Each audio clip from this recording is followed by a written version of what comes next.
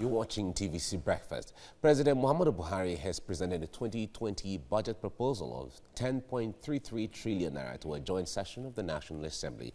Let's break down the 2020 budget of fiscal consolidation as it is termed. Now, the parameters for the budget are as follows. The oil price is pegged at $57 per barrel, and crude oil production is pegged at 2.18 million barrels per day. An exchange rate benchmark is 305 to $1. Now, the sum of 4.88 trillion naira is for recurrent expenditure, while 2.46 trillion naira is for capital expenditure.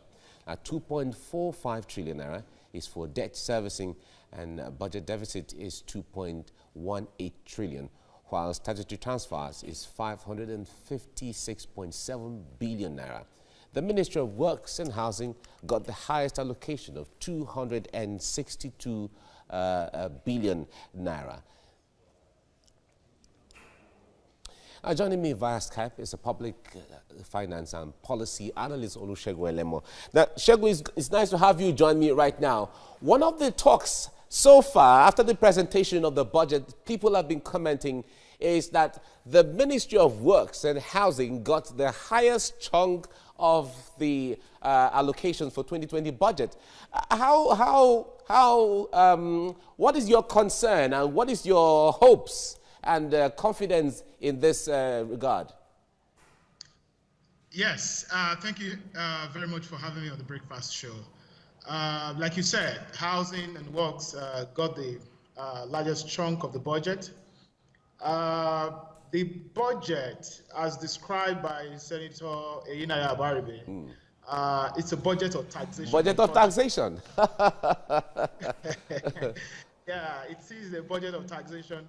I'm only worried as to the revenue strategy of the federal government to finance this.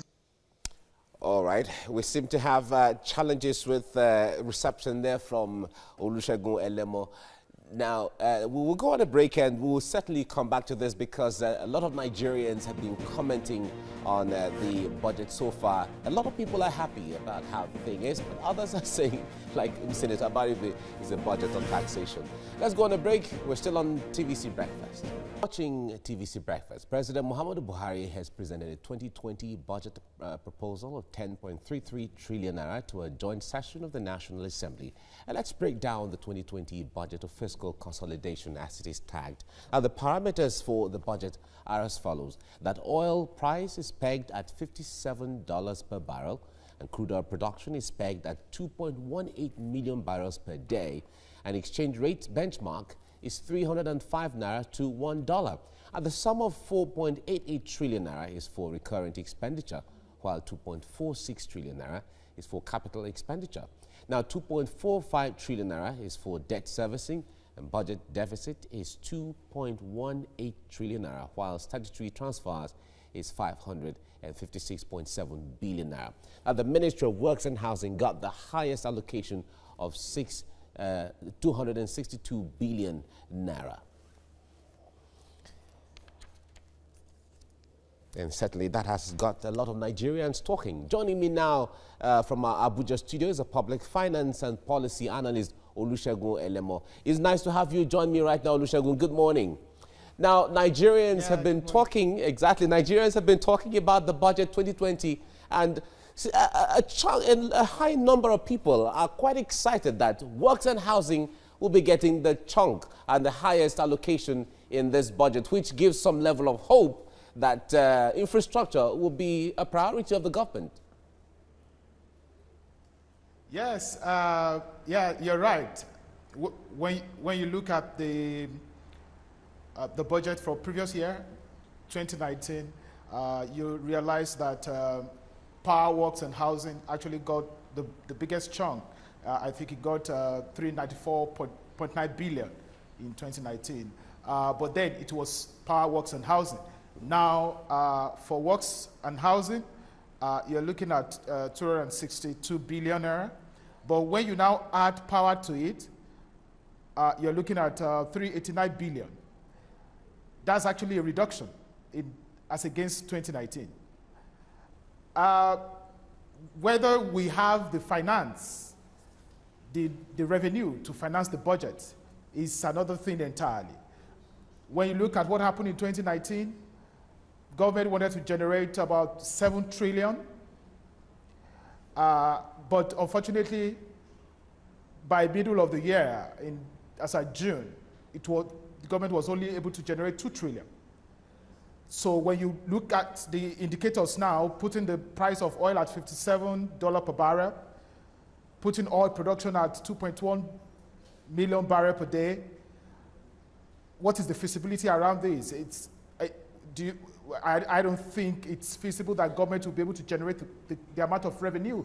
All right, Olusegun, Olusegun, let me interrupt you. That is really part of the concern right now. That the oil price is benched at $57 per barrel. We've seen the level of volatility in the international market lately. And a lot of people are saying, well, I wonder how this is going to scale through. And they've been calling for diversification of the economy so that the reliance on oil can be reduced. What concerns do you have from that window? Yes, my concern is the same as the concern government has. Although government is not putting forward its concern, government understands that the oil market will continue to experience very high volatility. As it stands right now, we don't know what is going to happen before the end of the year, or perhaps the first or second quarter of 2020. There will be, high volatility in that market. And I believe that's why government is now focusing on taxation. And people like Senator Abaribe said, this is a budget of taxation. So government is trying to ramp up so much money from VAT. And then the FRS now is talking about communications tax. For me, my own concern is that we're going to tax more people into poverty.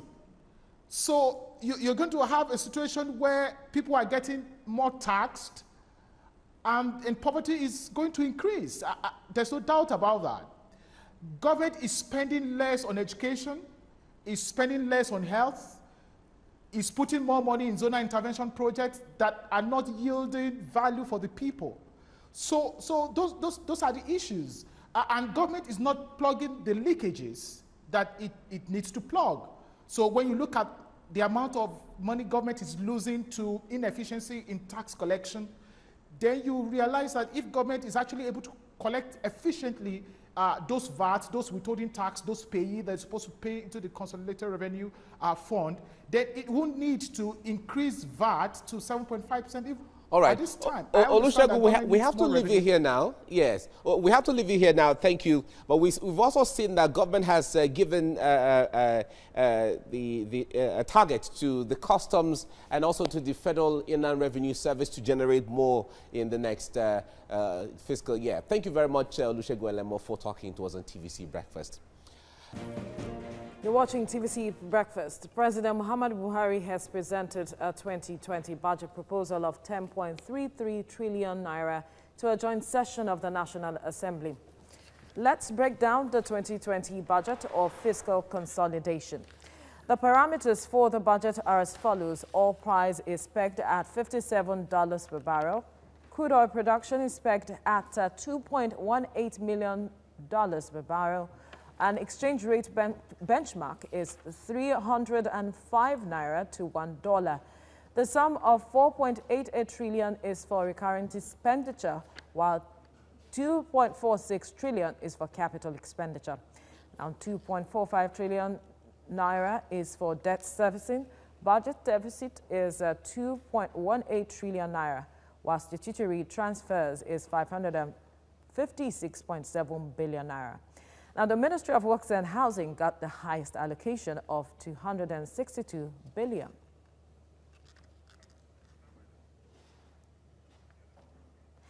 Joining me from our Abuja studio is a public finance and policy analyst, Olusegun Elemo. Good morning, Segun. Thank you for joining us on TVC Breakfast. Yes, good morning. Thank you for having me. Now, the issue is that as it has been said, that Works and Housing gets a quarter of the budget. But when you look at the deficit in housing, the state of our roads, how can this amount really consolidate on what is already on the ground, seeing that this is a budget of consolidation? Yes, I think the president set out about 4 objectives for the 2020 budget. It says he wants to ensure fiscal consolidation to strengthen the macroeconomic environment. He says he wants to invest in infrastructure and human capital. He says he wants to incentivize the private sector to put in more money. And then he also says he wants to enhance social investment. Now, when you look at what the government has budgeted for works and housing, and now putting in context what you said, the housing deficit and the state of the roads in the country, you want to ask what has the previous budgetary provisions done in this regard? How are we closing up housing deficit? There are many families today who, don't have, roofs over their head. What is the, the provision for housing, doing in that regard to closing the deficit in that regard? And also, when you look at the roads, although government has been spending lots of money in putting the roads in shape, but whether we're getting value for the monies that are being spent is another thing entirely. But for me, what I see with this 2020 budget now, and then putting in context the objective that the president, has said that the budget will achieve, I think the budget will only be able to achieve about 2.5 of the 4 objectives that the president set out. It will consolidate in terms of fiscal consolidation. It will strengthen slightly the macroeconomic environment. It will improve infrastructure, like the president is putting money into housing, into roads, and into transportation. Yes, it will do that if we're actually able to raise the revenue and then release money to finance the budget. But my own concern is the social investment. When you look at the social investment as well as the investment in human capital, you see that the provisions you have in the budget does not reflect that objective. And I'm afraid those objectives should not be realized, because when you're saying you're spending less than about 46 billion on education, about 48 billion on health, and you're putting so much money on zonal intervention project, and then also the social investment program now has reduced from 500 billion annually for the past 3 years to 30 billion. And a lot of people were saying during the elections that the money budgeted for social investment will actually use it to buy votes. I think people can now draw their own personal inferences for that. I feel that the school feeding program will now suffer. I feel that the conditional cash transfer program will also suffer. I feel that the government enterprise and empowerment program will also suffer, as well as the Empower program. All right, as much as those will suffer, let's take our attention back to the issue of works and housing, especially the housing sector, so to speak, because reports are that it is said, rather, that the housing sector of any country can mar or boost the economy, depending on the policies put in place. When you talk about 2.5%, only having an effect on only 2.5%, but when you look at the deficit we have, how effective is this going to be? Our policies really helping address these issues, because we also have the issue of population explosion. Exactly, that is it. The population is growing so rapidly. The truth is, government cannot finance the housing deficit that we have. What government needs to do is to focus on, and I believe that's why it's in the objective of the 2020 budget, to incentivize the private sector to put in more money.